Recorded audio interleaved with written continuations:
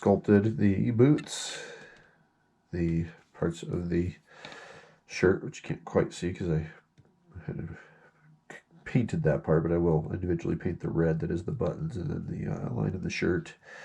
A little bit of shading on the armor on the arms.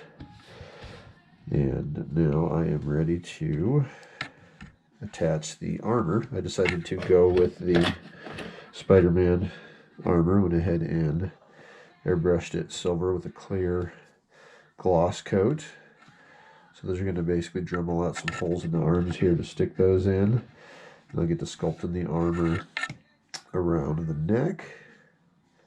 And then from there, just got to do the gills, the custom head, and the weapon, and painting. So this is moving along very nicely, very smoothly.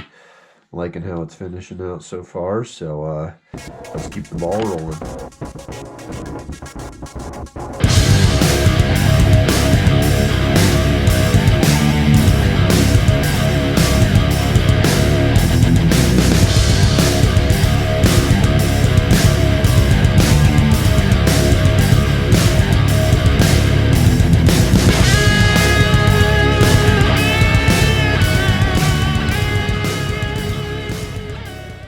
Alright, so got a good chunk of them painted. I wanted to paint the neck before I sculpted the last piece of armor on there, just for convenience purposes. You know, once that armor's sculpted and painted, I don't have to go back and paint the neck and worry about, you know, over painting, because I'm still not the best at painting.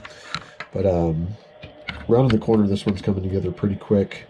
I've already kind of shown Nick some progress pics, and he's loving it. So I'm still going to paint the red onto the uniform here. These have to be silver. Boots have to be silver with black here, and then silver on the bottom.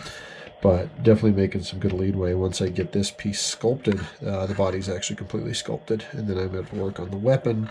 Throwing around some ideas here. I found some old parts of a Witchblade action figure that I got specifically for the weapons that she had. Found her at the flea market. Got a pretty good deal on it. So it's kind of along the lines of what he had in mind as far as like the shapes and everything go. But also found this. This was a fodder piece of a sword from Vaughn from Final Fantasy XII. I was never a big fan of that character, even though I love the Final Fantasy franchise. But for a while there, they had a few main characters that I really didn't like. You know, Tidus and Vaughn.